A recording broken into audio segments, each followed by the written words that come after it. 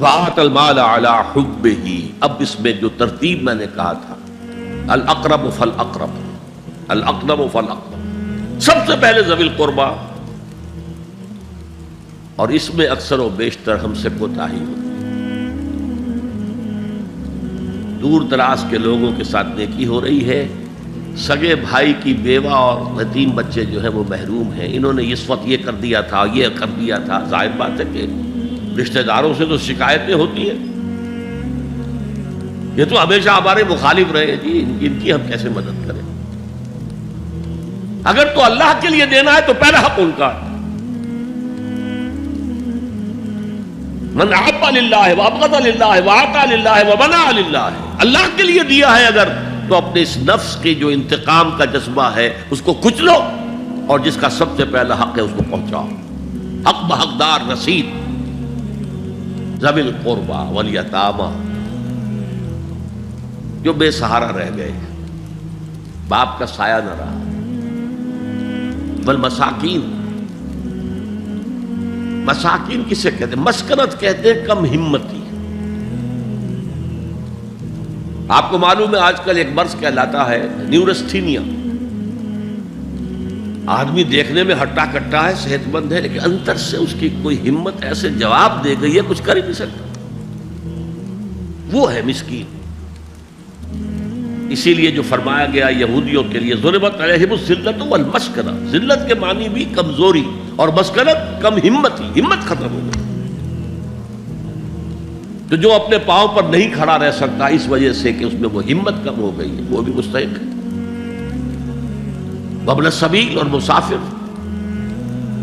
پرانے زمانے میں آپ کو معلوم ہے نہ سرائیں تھیں، نہ کچھ اور تھا، نہ ہوٹل تھے، پھر اگر کہیں راستے میں چوری ہو گئی، ڈاکہ پڑ گیا، تو آدمی جو ہے گھر میں خود ہے، کفیل ہے، اچھا ہے۔ اس وقت کی حالت ایسی ہو گئی۔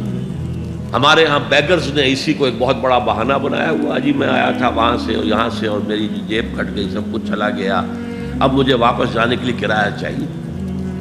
اکثر و بیشتر جھوٹے کیسز ہوتے ہیں۔ اگر آپ کسی کو پکڑ لیں اور ساتھ لے کر کہیں تحقیق کراؤ تو وہ بھاگ جائے گا، پھر نہیں آئے گا اس مسجد میں۔ لیکن یہ کہ ابن السبیل یہ بھی ایک کھاتا ہے۔ والسائلین، یہ ذرا تفصیل طلب معاملہ ہے۔ اسلام کی تعلیم بڑی متوازن ہے۔ ایک طرف سوال کی مذمت ہے، مت اپنا دستے سوال دراز کرو کسی کے سامنے۔ جو شخص ہاتھ پھیلاتا ہے مانگنے کے لیے، وہ اپنی عزت نفس کو ہتھیلی پر رکھ کر آپ کے سامنے پیش کرتا ہے، اور آپ ٹھوکر مار دیتے ہیں اس کی عزت نفس کو۔ مانگو اللہ سے، اللہ کسی کے دل میں ڈالے تمہاری ضرورت پوری کر سکتا ہے، بغیر اس کے کہ تم کسی کے سامنے دستے سوال دراز کرو۔ تو سخت مذمت ہے، اور خاص طور پر بیگری جو ایک انسٹیٹیوشن بن گیا ہے، ایک پیشہ بن گیا ہے، وہ تو اسلام کی تعلیمات کے منافی ہے۔ اور جس طرح کی ہم خیرات بانٹتے ہیں، 5 روپے کا نوٹ دے رہے ہیں مانگنے والوں کو، مسجدوں کے باہر سمجھ رہے ہیں ہم نے حاتم طائی کی خبر کو لات مار دی، حالانکہ حقیقت میں آپ انسٹیٹیوشن آف بیگری کو سپورٹ کر رہے ہیں۔ کسی ایک کو لے لو، آؤ چلو مجھے اپنا گھر دکھاؤ، مجھے بتاؤ تم واقعی اس قابل ہو یا نہیں ہو، اور پھر اس کی مدد کریں، لمسم کریں۔ پھر وہ 5 روپے نہیں ایسی دیں کہ وہ کچھ اپنے پاؤں پر کھڑا ہو سکے۔ میں نے 1 روپیہ نہیں کہا، آج دیکھ 1 روپیہ تو اب کوئی شے نہیں رہی، لیکن یہ کہ 5 روپے کا نوٹ بھی آپ نے تقسیم کرنے شروع کر دیے، یہ کیا ہے؟ والسائلین وفی الرقاب، لیکن دوسری طرف سائل کو جھڑکنا نہیں ہے۔ ولا اما السائل فلا تنہر، جھڑکو نہیں۔ اچھا بھائی نہیں، معاف کرو، میرے پاس اس وقت آپ کی مدد کے لیے کچھ نہیں ہے، میں کچھ نہیں کر سکتا۔ تو ان دونوں کے درمیان اصل میں معاملہ ہونا چاہیے۔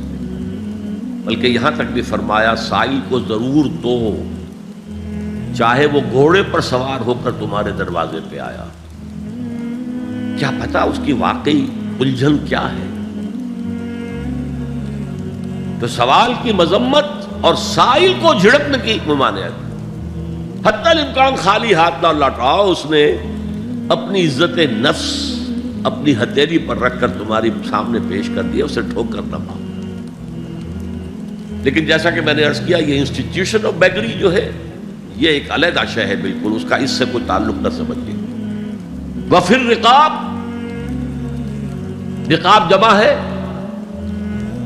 رقبہ، گردن، فک رقبۃ او اطعام فی یوم ذی مسغبۃ یتیما ذا مقربۃ او مسکینا ذا متربہ۔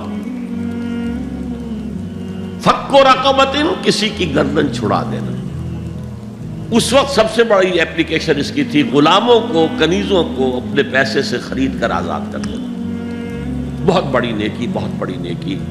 اور حضرت ابو بکر رضی اللہ تعالیٰ عنہ کے دفتر فضائل میں سب سے اونچا کام یہ ہے کہ جن غلاموں کو، جن کنیزوں کو ستایا جا رہا تھا، their owners, their masters، ان کے آقا کو حق حاصل تھا، جو چاہے کریں ان کے ساتھ، قتل کر دے، کوئی پوچھنے والا نہیں ہے۔ میں پہلے بھی عرض کر چکا ہوں، میری ملکیت ہے، جیسے میری بکری میری ملکیت ہے، میں نے اس کو ذبح کیا، گوشت کھا لیا، تم کون ہوتے ہو پوچھنے والے؟ میرا غلام تھا، میں نے قتل کر دیا، تم کون ہو پوچھنے والے؟ ان کو حضرت ابو بکر نے خرید کر آزاد کیا اور منہ مانگے دام دیے۔ حضرت بلال کے لیے امیہ ابن خلف نے اتنی بڑی رقم مانگی، حضرت ابو بکر نے کہا ٹھیک ہے لو۔